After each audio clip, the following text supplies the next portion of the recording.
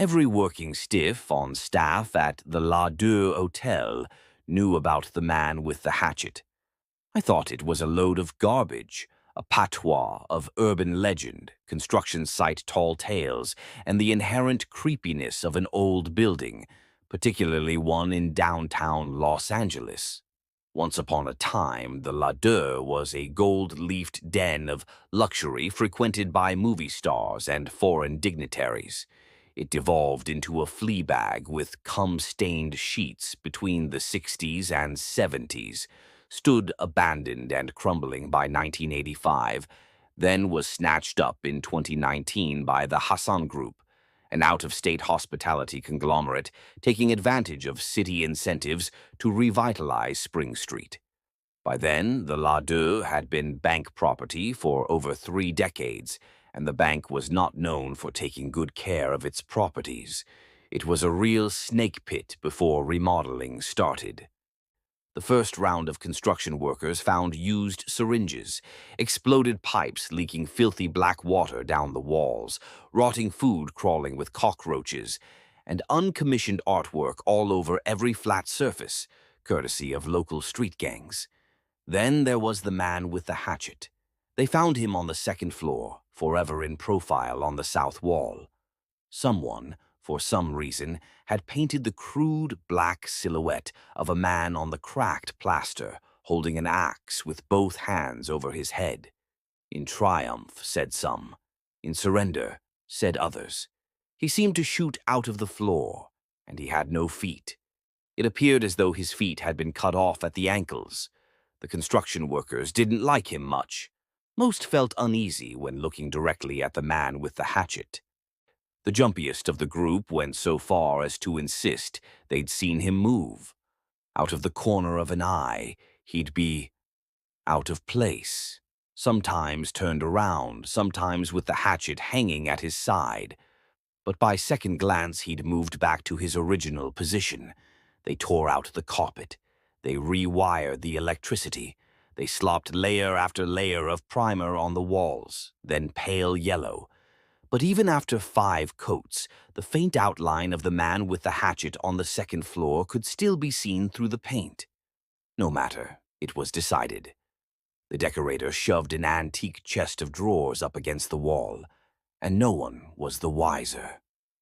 The revitalized hotel opened in mid-2021. I, slumming my way through a gap year between liberal arts college and law school, took a job working the graveyard shift. It was a pretty easy gig. Sure, I had to deal with the occasional over-friendly transient or sloppy drunk, but most nights I spent poring over my LSAT study book and answering the occasional phone call from a guest with a bug up their ass. The La Deux was a month into its comeback when I received my first odd call. Business had been consistent but south of mind-blowing since our soft open. That weekend, however, there was a large finance event at the convention center, something with tech and synergy in the title, and we were booked solid. The call came at 2 a.m. on Saturday from a guest I'll call Lois, an investment banker in town for the conference, staying alone in room 212. "Can you tell the neighbors to keep it down?" Lois snapped. "It sounds like they're smacking something with a stick. My fucking door is shaking." It was a weird complaint. I hadn't heard anything from my desk, and I could hear a toilet flush on the 3rd floor. The old walls were thin, but for the sake of due diligence, I went upstairs to investigate. Nothing. The halls were silent and still as a tomb. I went back to my desk, under the impression Lois was either seeking attention or batshit. 2 hours later, I was jolted from a cat nap by the lobby phone ringing again. "Are you kidding me?" I recognized Lois's voice. "They're at it again. Thump, thump, thump. It's 4 in the fucking morning. Make it stop." Again, I dragged myself upstairs. I went right to room 212, stood there with my eyes closed and my ears peeled, even pressed my ear to the door.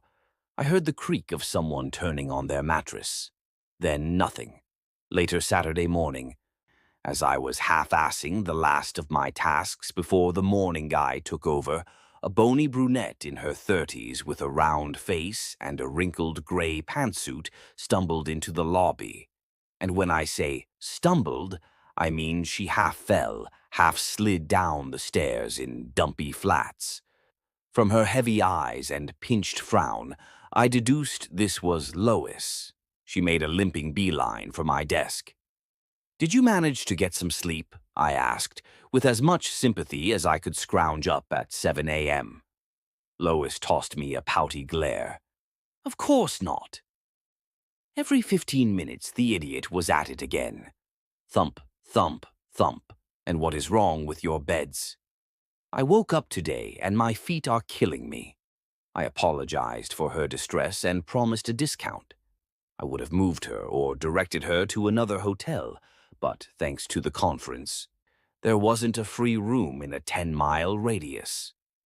Just after midnight Sunday, everything got stranger. 5 minutes into my shift, I looked up to see Lois plodding her way down the stairs, appearing even messier than she had in the morning. Descending slowly and laboriously, she clung to the railing like a crutch, her face contorting with each step. Finally, painfully, she made it to my desk. "Hey, you," she said to me. "Have you noticed any unsavory people hanging around? Drunks, stalkers, druggies, whatever?" I shook my head. "Why do you ask?" She leaned in close. Her face was blanched, her eyes were bloodshot, and her breath was sour. "You're going to think I'm crazy," she said discreetly. "But I keep on getting that weird, tingly feeling that someone is watching me, and I swear in the hallway I saw a shadow move. But there was no one there but me." I pitched another apology speech and said I'd keep an eye out. She thanked me, turned, and began her lumbering ascent back to room 212. 3 hours later, I heard the scream. The scream came from upstairs. I ran for the night security guard, a gregarious meathead named Bill, and together we searched for the source. We didn't have to look far. Lois, dressed in a nightgown, huddled on the floor against the wall on the second floor, a blubbering heap. Several other guests had rushed out of their rooms. They hovered impotently in a confused circle. The woman in 210, Lois's co-worker, was trying to calm her down. Upon seeing Bill's uniform, Lois's dark-rimmed eyes bulged. She rolled onto her feet, got a half-foot off the ground, and fell back down with a pained cry. "There was a man in my room," she sobbed. I saw him standing over me. He had an axe." "Did you happen to see what this man looked like?" Bill asked, reaching for his radio. Lois shook her head. "It was too dark. I just woke up, and this dark, shadowy figure was right above me.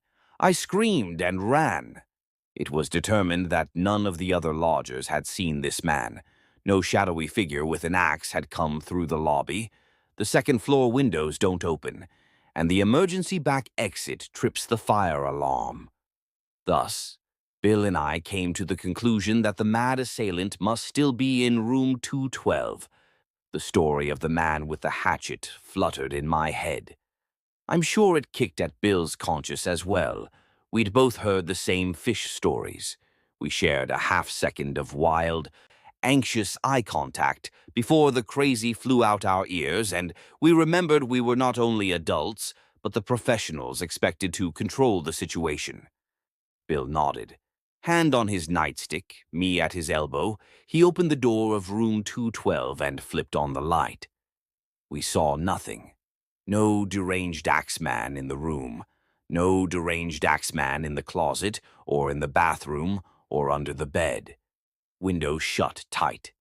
The other guests rolled their eyes and shuffled back off to bed. Lois was a wreck.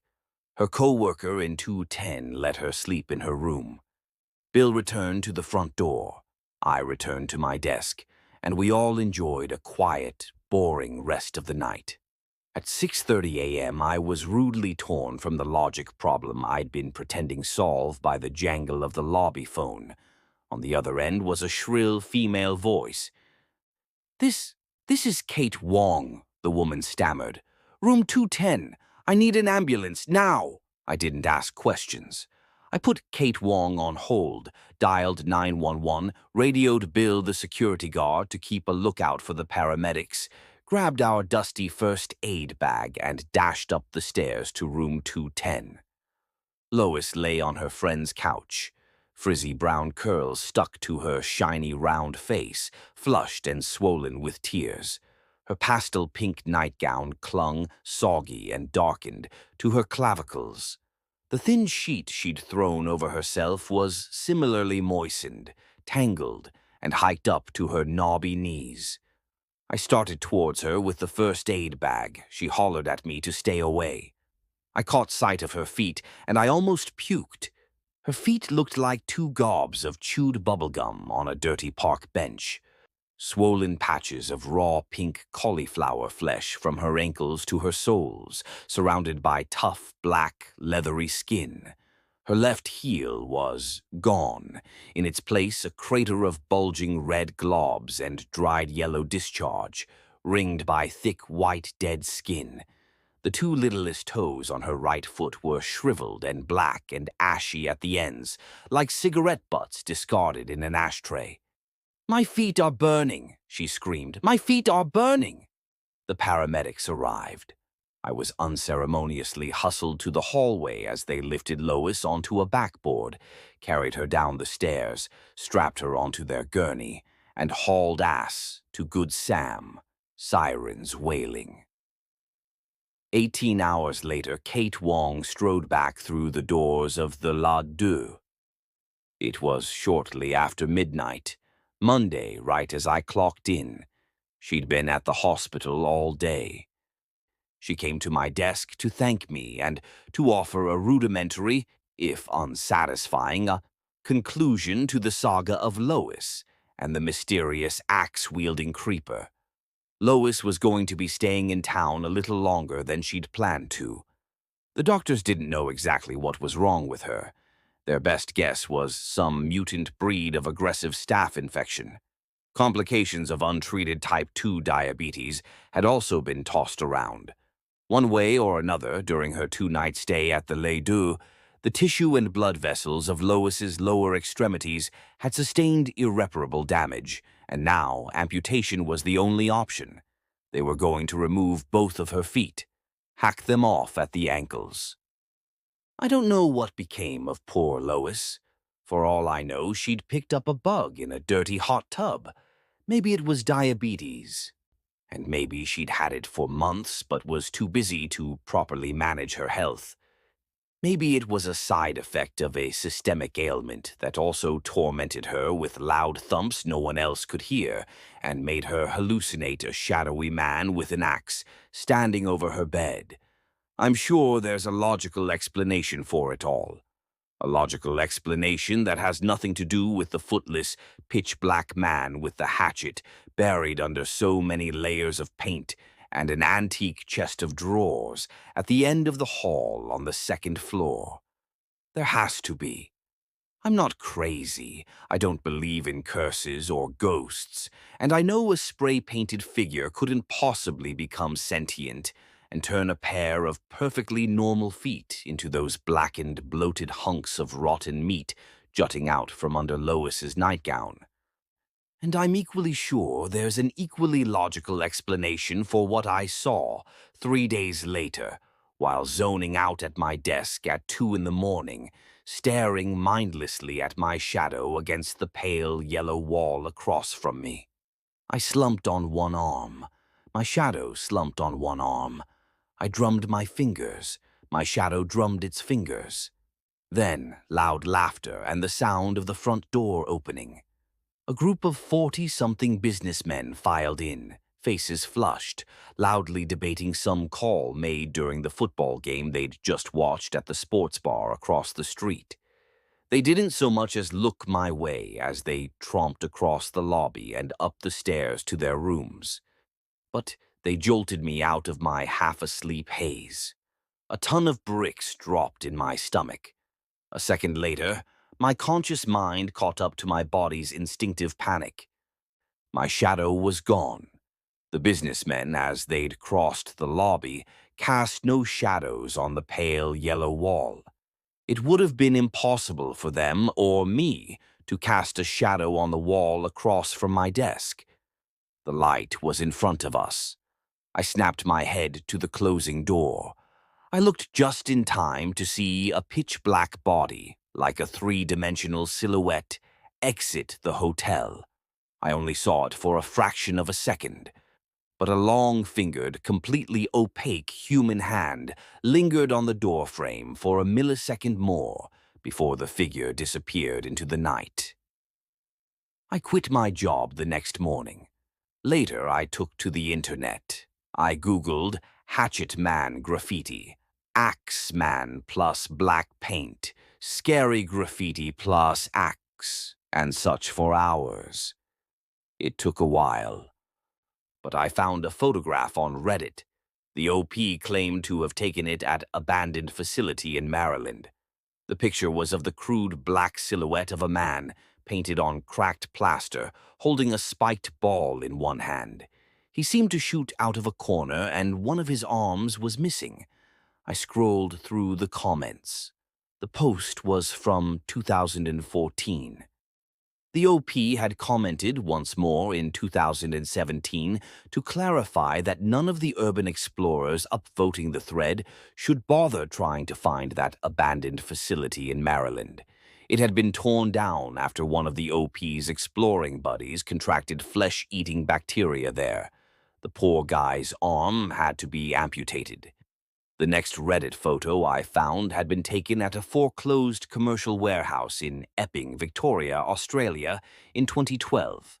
It depicted a crude black silhouette of a man, painted 30 feet high on a cinder block wall.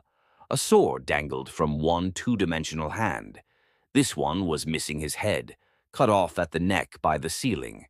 I read the comments on this post as well. Most of them were from disappointed adventurers who'd schlepped all the way to that abandoned warehouse, only to find that the silhouetted man with a sword was nowhere to be found. Then the OP rejoined the discussion. He'd apparently returned to the warehouse himself. To his surprise, he realized the disappointed adventurers were right. The black spray-painted man had disappeared, and it wasn't as though he'd been painted over. The cinder blocks of the walls were untouched, hands trembling, icy tendrils tightening around my spine. I Googled Epping, Australia plus crime and Epping, Australia plus fatal accident. With a burning rush of adrenaline, I deemed my hunch correct. On February 20th, 2013, the body of a 26-year-old Australian woman, Jessica Fallow, was found on the side of a road. The crime was horrific and still unsolved. Someone had, in one quick, precise swipe, beheaded Jessica with the brutal efficiency of a guillotine blade. I glanced back at Reddit. That foreclosed commercial warehouse was on the same street where Jessica's body had been found. And, based on the comments after February 20th, 2013, no one saw the headless silhouette man ever again. So, yeah, I'm sure there's a logical explanation for what happened at the Ladue.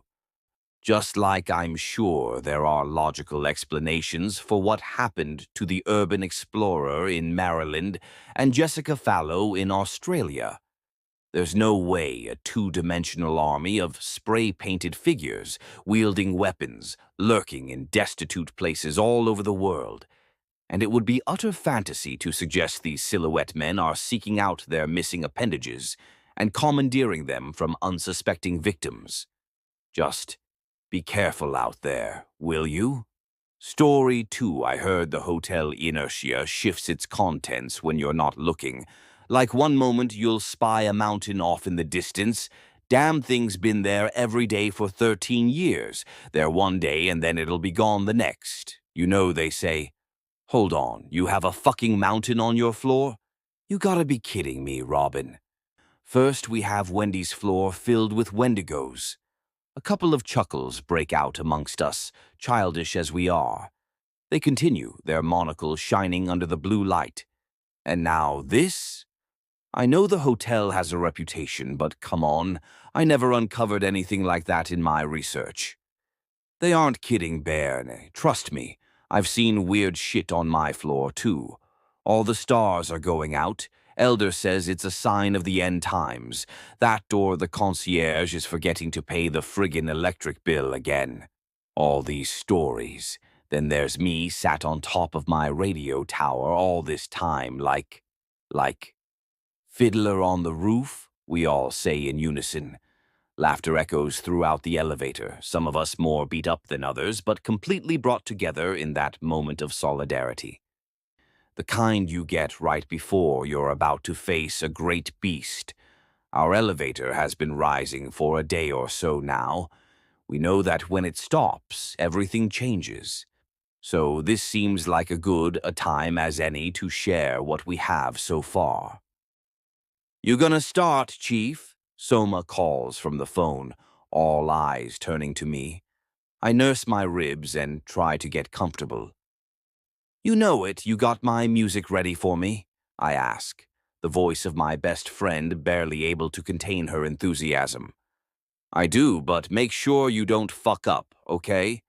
This is your introduction, Roz. So, be cool, please." I smile and hit play. "My name is Sigurd Jonsson, Ross for short. Yes, the band. No, I didn't choose it. I've been stuck in this hotel for over a week now. I'm currently in the service elevator with bioluminescent lighting, the only light I have. Thankfully, I have my music. If you feel like immersing yourself, feel free to join me. I figured before our next task on floor 13, it'd be good to get this out into the world for brevity. See if anyone else has been to this place or can offer me some form of advice. But hell, I'm mostly just doing it, so if I die when I reach the 13th floor, someone will know what happened to me. Hotel Inertia has a reputation that precedes it. The name itself is, in hindsight, paradoxical. You name it, people say they saw it. A room with a doppelganger of themselves? Yep. A hallway that has nothing but baby hands? You know it. A vegan entering a room full of headless pigs screeching at them? Hey, that one may be a prank. But the fact remains that the Hotel Inertia gained a reputation in these parts as a last-chance saloon of sorts. You only go there when you've got nowhere else to go, or you need to be paid. Enter me, needing to get paid. I took a job with an outsourcing agency that guaranteed quick and efficient work with minimal checks. Some shit went down in my old town, and I needed a change of pace. Where I was at wasn't doing it for me, and new scenery felt like a chance to grow. Fuck me if I didn't get that chance, and then some. Look, I don't know if you'll believe me, but like the title suggests, this hotel, it's not normal. Not in a paranormal activity kind of way. That'd be lame and, much like a key out from The Winking Eel, largely unsatisfying. That's not a good explanation, but it'll become clear as we go on. I'll start at the beginning. This is being dictated to my personal phone, so you'll have to forgive any syntax errors. I'll clean it up as best I can. Day 1. Hotel Lobby. Land of the Snobs. Welcome to the Hotel Inertia. We hope your stay will be most normal. This fucking creep beamed back at me as I stepped through the huge oak doors, the bright foyer almost blinding me if this guy's teeth didn't do it first.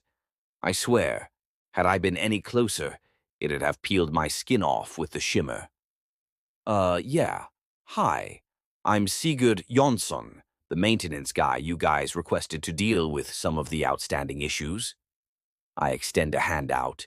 This dude was pulling a Fibonacci spiral with his spinal cord to lean in, and was decidedly creepier when he did not extend his own hand, instead bowing deeply. I understand, Mr. Jonsson. Please sign in and accept my apologies for obstructing your most important journey. Ring the bell once you are done, and the concierge will attend to your every need. He began to walk away as I called after him. "Oh, that's okay, bro. I can just sign in and get on with it. The concierge is no big deal. They don't really deal with me." When he stopped in his tracks. I don't just mean he stopped walking, I mean the dude became inert. His entire body seized up and he twisted around to face me in one continuous pivot. Eyes wide and smile pulled up like it was on fucking tenterhooks. The concierge is vital, Mr. Johnson, more so than anywhere else. I would strongly advise against demeaning her in her own home. Good luck to you. I felt my hair stand up on end, but I nodded and let him walk out of view before I imitated his frozen-up stature and penguin walked myself over to the desk. A visitor's form greeting me with a large silver bell to the left. I did as instructed and rang it while I filled out the form. The pilgrim has arrived, it seems. "Whoa!" I audibly shouted, the woman in front of me appearing out of thin air. "Next time you want to pull a Houdini on me, maybe cough lightly," I added after catching my breath, her disarming smile helping to settle me. "My apologies, Mr. Johnson. I am the concierge of this fine establishment, and I wanted to greet you in person to go over your tasks today." She was in her 60s, a shaven black head and a trim frame adorned by a blue suit with not a single button out of place. I dare say she commanded the room with a single look. She certainly had me on edge when she spoke, my eyes following her arm as it outstretched to the long hallway. "Follow, if you please?" She smiled, and I obliged, trailing behind her as my tool belt jangled, not daring to imitate her in the slightest.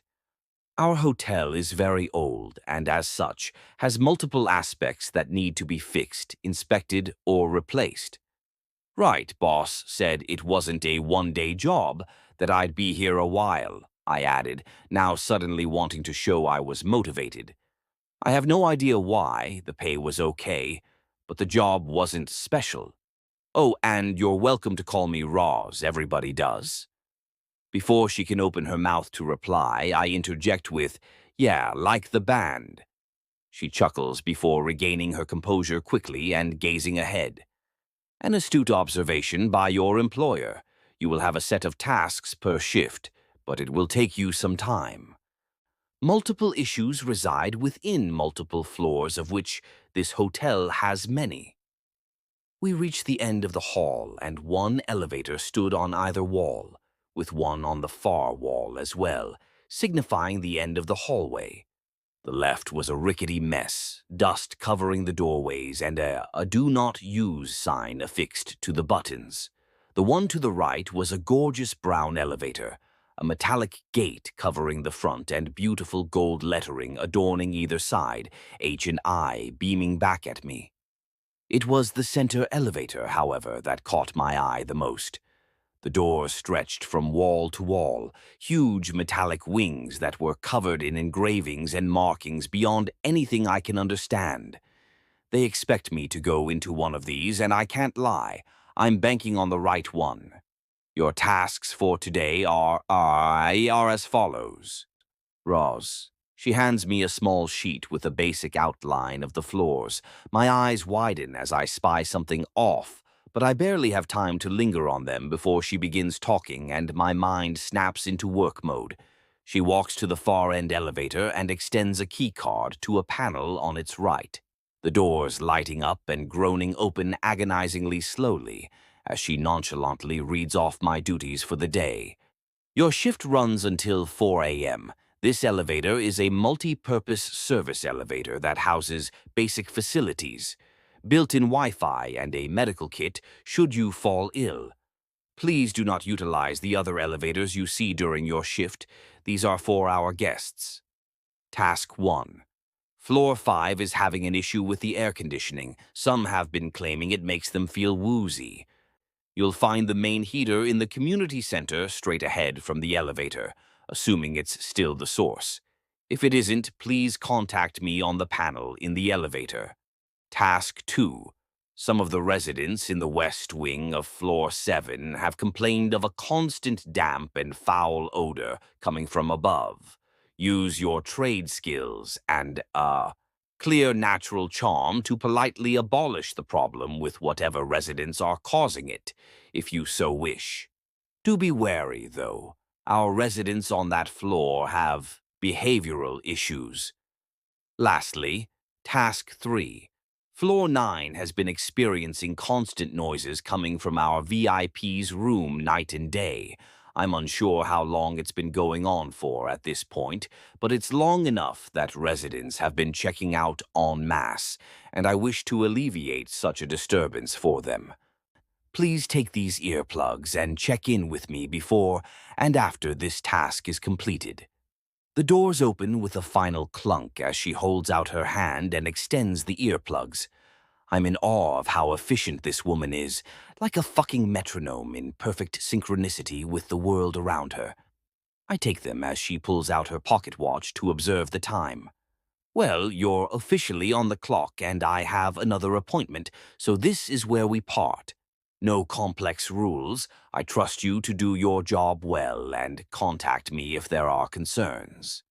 She moves her arm, still outstretched, to the now huge room-like elevator as I step inside.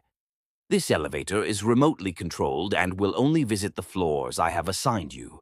Please relax and enjoy your stay here at the Hotel Inertia. I swallow, my throat dry, and clutch the map in one tightly balled-up hand, her teeth bared in a wide grin as the doors begin to close. Out of view, I hear one of the elevators opening up and a furious voice erupting from the shaft as it turns to muffled sounds when the doors close. So it's still day 1 and my first stop is floor fee. We'll call it the center for now. The job is to fix the heater and move on. Seems simple enough, right? If only... Fucking glad I'm not them, that's for sure, I mutter, fumbling with my phone and loading up my personal playlist. Always a surefire for keeping me calm when anxiety loomed or situations began to fall out of my control. This room was sizable, especially for an elevator. A beanbag lay in the corner with a box containing a first aid kit and a small desk opposite. A large panel with dozens of floors, and a small video terminal placed above it, the luminous Hotel Inertia sign above that. I sighed and hit play, letting the music calm me down as I felt the floor beneath me rumble and the room bathed in a soft blue light. I stared at the map again, and this time allowed myself to take in what the fuck I was seeing. It was more complex than words can accurately describe, but I'll take a crack at it.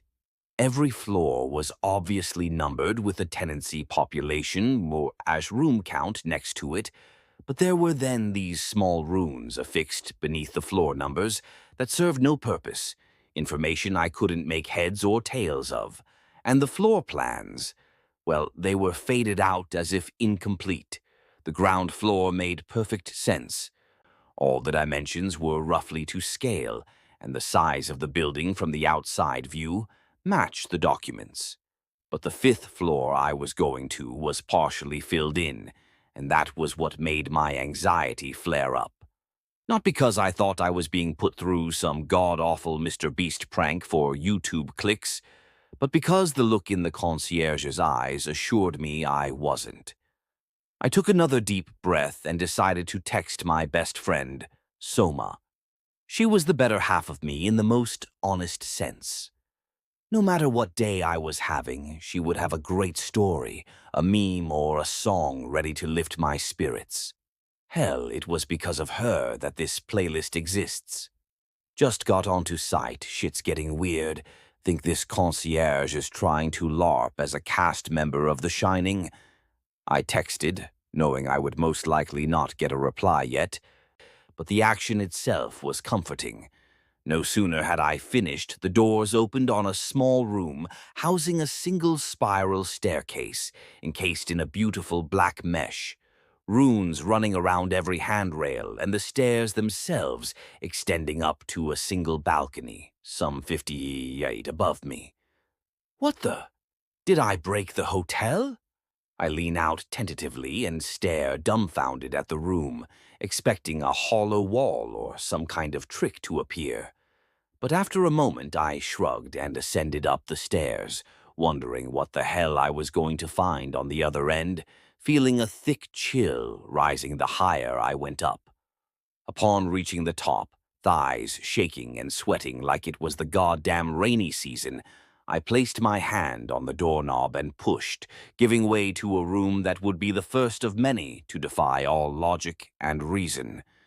I was staring out into a large circular community center, grim as a funeral home and a damn sight cold as one. To the right was a worn-out stage and torn curtains. Strewn around the room was a bunch of hammocks, couches, and sleeping bags. A dozen or so people huddled down in the center for warmth with a ton of sleeping bags, each window fogged over and some soft music playing through a speaker in the corner. The moment I stepped through and exhaled, my breath visible in front of me, they turned in unison to stare. The group had unusual carpets and garments, tapestries hung up with beautiful patterns. Upon closer inspection, they were all no older than 30.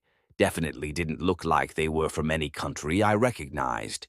Travelers, I'd have guessed. Hey, guys, here to fix the heater, but it seems you're all dealing with a damn ice age here. My own wit is failing me in the face of what I'm seeing. How the hell is a circular community center in a hotel? It made no sense. We have waited ages. A thick accent cuts through the air. I can't place it, but I'd have guessed European. He's covered up in several layers of clothes, an eyebrow-less face staring back at me as he walks towards me, the rest of his group huddling up and murmuring as they talk amongst themselves. I got hired recently. Sorry, I sheepishly replied. Customer service was never my strong suit. How recently? We are so cramped in our own skin being wrapped up like this, he replied, the anger in his words permeating through the visible air around us as I looked around the room for the heater, spying it at the top of the farthest section of the wall, next to a solitary pair of swinging double doors. 15 minutes ago, maybe 16, I lost count, I replied dryly, my bones aching from the cold as he glared at me. Can I get to work now? I don't want to end up the next Jack Frost. He stared for a moment and muttered, Jack Frost, back at me. Must not have had the joy and mundane terror of Christmas movies wherever he was from. He nodded and left me to it, walking back to his group of people as I passed them, avoiding eye contact as best I could. These people were not happy. I had no idea how long they'd been waiting, but it was long enough that they'd had to form a goddamn encampment in their main meeting room. Using a nearby ladder, I began my work on the heater. I won't bore you with the mechanical details, but some elements needed tweaking and replacing. A relatively simple job, if, like me, you knew what you were doing. As I was finishing up, I heard a few of them talking, and my ears perked up. I was in such a hurry I had to leave my provisions behind. I cannot remember the last time I ate, Georgia, grumbled one woman to her friend, shivering the whole time, the same thick accent coming through. I know. We couldn't even enact the lunchtime initiative. Such a shame. But we can hold out a bit longer. All will be fine, Katya. We are built for this. She pats her friend's shoulder as I close the panel and push the reset button, scaling down the ladder. I felt bad for these people. Must have been hell being stuck up here with this weather for God knows how long. I don't know what the hell a lunchtime initiative is, but if you need something to eat, you can have mine, I guess, I said, kneeling down to get some sandwiches from the tool bag. Their faces lit up as the rest of their group shuffled over, excitedly murmuring. My phone buzzed and I saw Soma had replied. The first message was only partially downloaded, but the second made my eyes widen and my muscles tense up, the feeling of malice in the atmosphere. Put your headphones in, hit play, and do not react. Run at the first chance you get. I did as she said the moment I hit play. The buzz of the heater kicked in and a low droning sound rang out from the speaker. One by one, the folks began to disrobe from their parkas and outstretch their arms, basking in the heat like moths to a flame. It was rising far too quickly, and I could feel the sweat running down my back, but I didn't move a muscle. The man I'd spoken to was at the back, devoid of eyebrows like some psychopath, and smiling in ecstasy as he began pulling at his fucking skin. First, it was a small scratch which turned into a frenzied tearing, ripping chunks of his flesh away at a time. But there was no pink skin, muscle, or viscera beneath. No, instead, something far more sinister shone through, literally. A green and brown carapace, the light bouncing off of it like looking at a stag beetle under direct sunlight, the form molting in front of me and rising as each member of this group did the same. Some had pincers, others had dozens of legs. All had these vaguely humanoid stances with some flesh left on the face, thick bulging eyes beaming down at me. Even though my music was blaring, I could hear one speak to me, mandibles clicking away as the pincers at the end of its forearms dripped. We were unable to birth young to feast on, what with the weather so cold. I had no idea how we'd survive another season. Those humans would have stormed us all had you not intervened. I must say the disguise is remarkable. The concierge knows how to pick them. But please do feel free to let it go. We're ever so hungry, and that skin looks positively delightful. One word ran through my head and regrettably out of my mouth before my nerves could stop it, right as the drums kicked in. How appropriate. An elongated nope rang out as I threw my lunch at the heater, clogging the vents and a thick, stuttering sound joining the buzzing to make what some music fans may call a rather relaxing noise band. The woman nearest to me extended her proboscis and, before I had a chance to whip around, punctured my neck like a fine needle. I felt my knees buckle and my vision blur, but I refused to go down. Call it stupidity, fight or flight. Hell, you can call it plus ultra if you want, but I like to think of it as desperation mode. That moment in a human's life when they go beyond their limits, like a mother lifting a car to save her trapped baby. I leaned down to stop it going in further as I felt her hunger run through my veins, pulling a hammer from the tool bag and smashing it across the proboscis until I hear a sickening crunch. Holding it defensively, I began to swing wildly as I rushed through the horde of monstrosities, knocking it into anyone who dared to stand in my way. "Stop, hammer time, bitch!" I called out, nerves and adrenaline fueling my actions as I rushed for the door I came through, shouting as a rumbling emanating from the double doors by the heater now spurning me on. Like a nightmare where you know something is right behind you but you dare not look. The last thing in my way was Captain Browless, a bunch of thick singular hairs strewn across a stick, insect body as he bore down on me, sharp arms ready to cut me. "You will be the death of us, Tinkerer. You are not supposed to fight back," it hissed. Again, no idea how I heard it, but it was as if it seeped into my very thoughts. I sidestepped and smashed it in the leg, the force crunching the leg and Inspector Rye. Brows falling to the ground in a clump as I kept on running, shouting back, "I'd call myself a fixer, but right now, I'll settle for exterminator." Before slamming the door behind me, sliding down the spiral stairs and rushing back to the elevator, the sound of thundering footsteps behind me as I frantically hit close and leaned against the door, the music finishing and all the bravado from my body leaving in a single instant. The hole in my neck began to pulsate, and with every thump my vision grew worse. I felt my muscles beginning to lock up, and fear gripped me absolutely. I just acted on instinct, treated it like a video game because the room itself made no sense. But what was I thinking? My last words were the lines a B-list movie celebrity might say for a terribly funded Kickstarter game. Is that what I wanted my legacy to be? My chest tightened, and I mustered the strength to lift up my phone and reply to Soma before my energy failed me. Unable to even reach the first aid kit, I noticed the first message had downloaded and read that first, straining my sight to see what she'd sent. It was a screen grab of an email from an unknown sender to Soma's inbox, with the subject, "You can still save Roz." Inside was a list of instructions and information to aid Soma in how to help me, a cheat sheet of what was to come, but she had blurred it all out prior to sending it. The caption beneath being the last thing I saw before passing out as the hotel rang out to signify I'd reached floor 7. Don't follow the sounds. You have arrived at the next floor. So you screamed hammer time, bitch, while you were freaked out and in a sea of insect people? The man in the back asked, pulling out a Tupperware container with his name scribbled across the top in felt pen.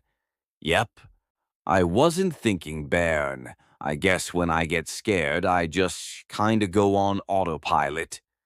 No shit, Roz. Hammer time, really? Have I not taught you better than that? Soma called out from the phone, feigning offense.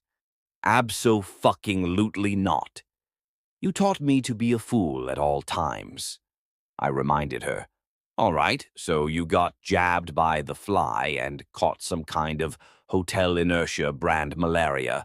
What happened next? Well, Robin, the next task was to investigate and fix a damp issue on the 7th floor. That's where I met her. I smiled and cast my eyes to the woman sat opposite, knees up to her chest and her smile reflected in the light as we steadily rose. The woman known as Wendigo Wendy. Man, I always hated this part. Thank God Soma made that playlist for me. Catered to every eventuality, and a great way to quell my anxiety or, as I blacked out, it continued to play. You ever have a night terror? Best way I can describe it to you is to take a very real nightmare in your mind that you still feel when you wake up, but add in hallucinations, sound distortions, and flashing images that leave you emotionally disturbed. While you're rarely ever able to remember waking up and hopefully being soothed to sleep, you always remember the night terror itself, as if leftover trauma from a terrible event your mind is unable to totally erase. The next few hours were a total blur, save for some key images and sounds. When I woke up the first time, I remember seeing a young woman leaning over me, trying to hold me down as my body moved without my consent, thrashing violently. Shh, shh, it's all right. This part is the hardest, she said, forcing some elixir down my throat. It tasted bitter and I was terrified, but something in her voice setting me at ease almost immediately. The gentle hum from my playlist filling the room as she smiled, saying, I like this one, and sang softly with it, the piece repeating in my ears as I drifted in and out of consciousness. When I was finally roused properly, I realized I was strapped to a black bed, the room not unlike the sort you'd see in a university dorm. Everything from the shelves to the furniture was black with short crimson flecks. It screamed of goth, and I swear I was expecting Robert Smith himself to emerge from the door in the obscured hallway, singing how it's Friday and he's in love. But no, instead walked in a young woman. She was small, sporting what can only be described as Japanese urban streetwear.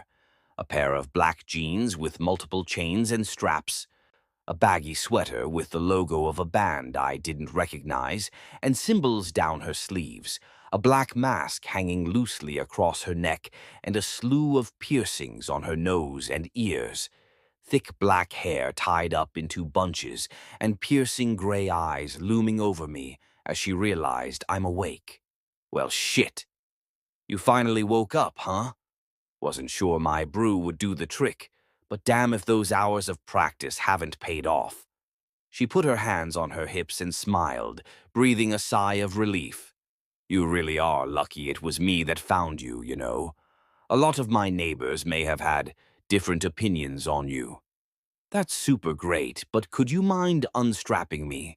This isn't an experience I'm paying for, and there are currently strong mixed signals coming through about your intentions, so, I nod my head down a couple times, not breaking eye contact. Whenever you're ready. She laughs, obliging before helping me sit up and offering me a plate of sandwiches that I heartily devour. I have no idea how long I was out for, but it was long enough that my stomach was growling. She sits next to me and watches for a moment as I try to maintain a degree of manners, subsequently failing when I belch. You know where you are? She asks, but I shake my head, mouth still full of sandwiches. Well, I'm Wendy, and this is the 7th floor. Your elevator dropped you here and instructed you to vacate quite loudly. She looked confused and glanced at my toolbox on the table next to me. We don't get visitors that often, not around here, but I'm hazarding a guess that you aren't a visitor. I shook my head, swallowing and punching my chest to force the food down properly. I'd always been a fast eater. Nah, I'm the hotel fixer. The concierge told me there was a job up here and... Wendy stood up, holding a hand out as the sound of a slamming door from outside broke the malaise. A pair of husky voices, jovial laughter rang out as the sound of dragging followed them. "Not a bad study session tonight, eh, Nanaki?" The first voice gruffly called. Sounded like he'd been smoking a pack of 40 since he was old enough to affix his lips to something. "You got that right. Can't believe the head of the 13 gave us a treat just for turning up and giving some info any schlub could have passed him. Man, I'm starving." He patted what I assume was his stomach, a huge slap rushing through the room before he added, "We got the table ready, Michelle." I couldn't see them, but I swear I could feel the smile on the first guy's lips curl as he replied, "Oh, it's ready. Go get Wendy and we'll start the feast." A loud knock filled the room next as the voice belonging to Nanaki rang out, "Hey, bitch, get out here. We wanna eat." Wendy pulled me from the bed, eyes shaking and frantic. "You work for the concierge, so you've been to the other floors?" I could hear the anxiety in her voice, each syllable cut short with urgency. I nodded, unsure whether it was safe to actually speak. She continued, "Okay, I know we just met, but do you trust me to help you again?" I could see the desperation in her eyes, the fear of whatever lurked on the other side of that door, and something else, but I couldn't place what. "Not fully, no. But I don't have much choice right now, do I?" I replied, the response letting a small smile slip from her face before it returned to concern, staring back at the front door. "No, you don't. So here's what you're gonna do. You're gonna wait 15 minutes after I leave this room. You're gonna grab your things, open and close that door agonizingly slowly, and ignore all the things you see and hear from the room opposite. Don't try to get involved or help. Just sneak past quietly and follow your instincts to get back to the elevator." She was upset, the music still playing softly from my phone, as she swallowed and pulled away, turning on her heel and breathing deeply. Pity. I was enjoying this. Before walking out the door and shutting it behind her, leaving me in a strange room and a strange place. If this floor had its own rules, like the last one, I had to be careful. I began to think about my escape route, but within moments I heard sounds that I swear still haunt me now to even think about. Things I don't want to dictate to this phone and share with you all. First came the screaming. It wasn't like the sort of acting or fake screaming you hear in movies and games. It was guttural, pain-riddled, and it gave way to a far more teeth-grinding noise that makes my stomach turn now. A soft, pain-filled moan that suggested the poor person was too far gone to even screech.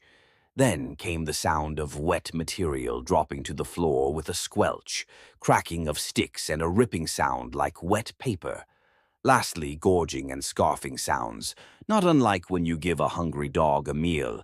It was impassioned, and the recipients sounded as if they'd not eaten in a century. I waited the allotted time before leaving, slipped on the headphones to drown out the horrific sounds and my toolbox, thankfully not making any additional noise as I exited the room and came out on a small hallway. There were a litany of rooms I assume identical to Wendy's to my left, the large, multi-locked door directly to my right, and an archway in front of me that I surmised led to the dining hall area. I swear to you, I would have snuck off then without a second thought. But something happened that no matter who you are in this world would turn your stomach and set something off in you that you cannot avoid or ignore. The impulse to know more at the expense of your well-being. A head rolled in front of me, the mouth slack-jawed and piercing gray eyes awash in fear as they swiveled in their sockets to meet mine.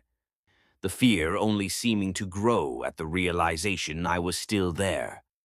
"Run, please," it hissed, begging me to go, but I was bound to my body's actions and I had to see.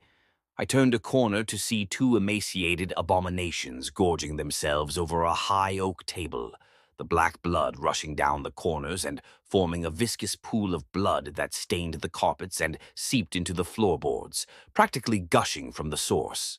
Hands tore at the torso, ripping off limbs and cracking ribs to get to the succulent parts, as Nanaki and Michelle, virtually naked save for loincloths, incessantly ate away at Wendy's body, which was still twitching with every puncture and bite. Wendigos, real-life fucking Wendigos. I breathed, not even thinking about what I was saying as they snapped up. Spines once hunched, now straight as they turned without hesitation to stare at me, drool and blood flowing freely from their enlarged jaws and stained teeth. Oh boy, oh boy.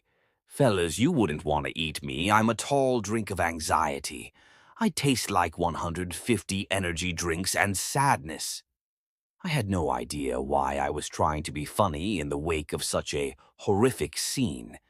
They began to prowl towards me when the body of Wendy outstretched its arms and pulled at the antlers on top of their heads, restraining them.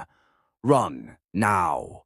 The head called as I bolted for the door, thanking whatever god or demon out there that they were all still undone, pulling the large structure open and stepping out into a circular lobby, this house being one of a dozen all neatly packed together in a small cul-de-sac. "How is this even possible?" I yelled, stupidity once again overcoming me as every door began to open and more of these monsters spilled out, sniffing the air to find the source of the noise. I ran and followed the signs pointing towards Central Hall, letting my gut guide me as I knew these things were on my back at all times. Turn one corner, then take a side door into a narrow passage, emerge and take a right, then a left. I lost track of where the fuck I was, but I just knew I had to keep going, never stopping. Eventually, the 1970s carpet patterns, non-offensive artistry on the walls and houseplants began to blur together until I felt I was in a loop. I found a small spot near one corner that I knew could hide me for a moment as I took my breath and thought of a way out. This hotel made no sense to begin with, but now it's housing nightmare fuel and dimensional floors? Bullshit. I must be high, maybe something they're pumping into the air. Or maybe it's BZT. Fuck, my phone was ringing. Withheld number came up, but I answered anyway in the hopes it was Soma. "Hello. Please be help. I will give you all that I own, every comic I possess. As long as your help. Roz, this is the concierge. I have no interest in your limited edition Sandman comics. I am here to ask what is going on at present. You seem to be in distress. Yeah, you might say I'm in distress, ma'am. I've entered a hotel that seems to conform to no standards or ideals bound by the world I live in, filled with creatures that make me wish I could have a colonoscopy, and I am stuck in a never-ending hallway that is horribly reminiscent of the fucking back rooms. I realize my voice is raising from fear, and I calm myself down before whispering angrily, "So, yes, I'm distressed. Help me." She pauses for a moment before replying. I can hear muffled footsteps and snarling down the hallway opposite me. It won't be long before they catch my scent or my heartbeat. "Did you finish your tasks for the day?" she asks.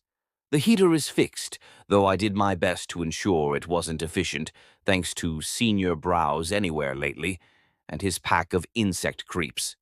The dripping situation is currently underway, working on that.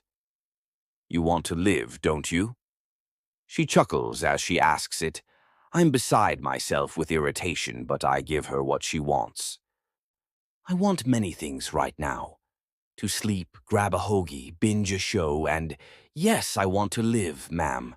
Please. Take the hallway to your right. In the narrow passage, there is a locker. Open the supply closet with the code 1313 and grab the lead pipe inside as well as a black SARS mask. Put it on and walk down the rest of the hall and smash the portrait of Saturn, devouring his son by Francisco Goya. Beautiful piece if I do say so myself.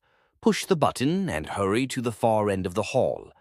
Your next task will be awaiting for you. My help will not. Good luck. She puts the phone down and I am left feeling like I should have trusted my gut more. But I persist and do as she asks. Sure enough, as I sneak down the narrow passage, I spy the locker and arm myself, finding the grotesque painting. Why anyone would have this in a hotel is beyond me. Gleefully smashing it, I see the button behind and press it.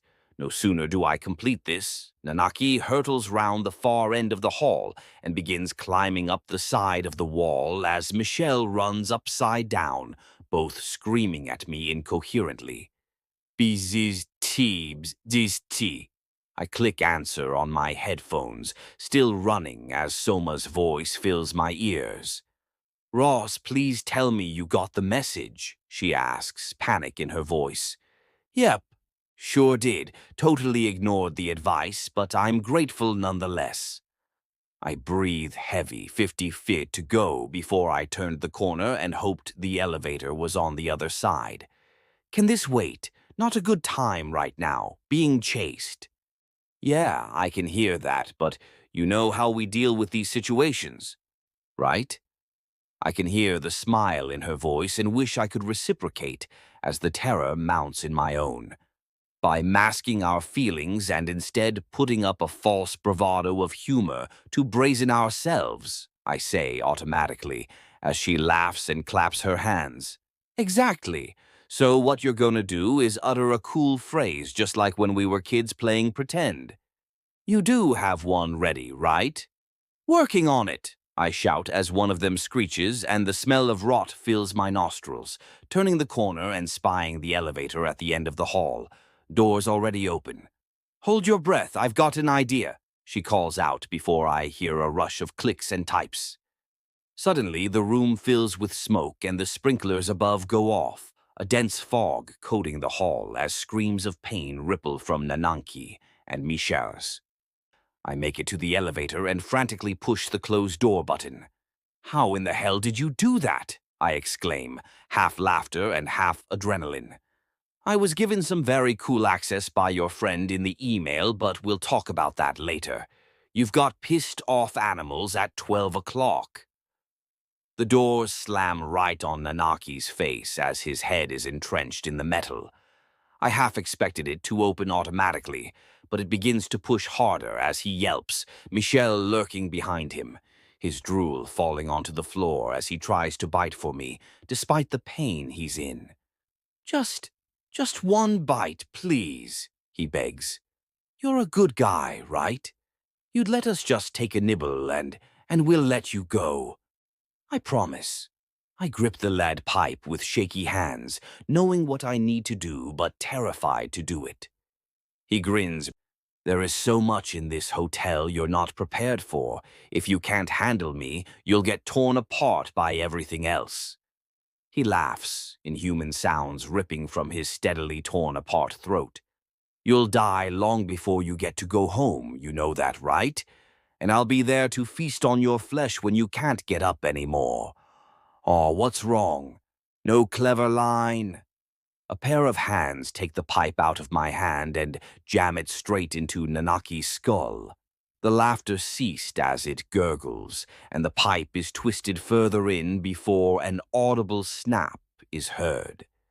The pipe is retracted, and Michel can be heard screaming as he pulls Nanaki away, the door finally closing and ascending to the next floor. I look to my left and see a panting, bloodied but wholly intact Wendy, body completely restored and more angry than 1,000 suns, still gripping the lead pipe with shaking hands. Wendigo, fuck yourself. You have arrived at the next floor.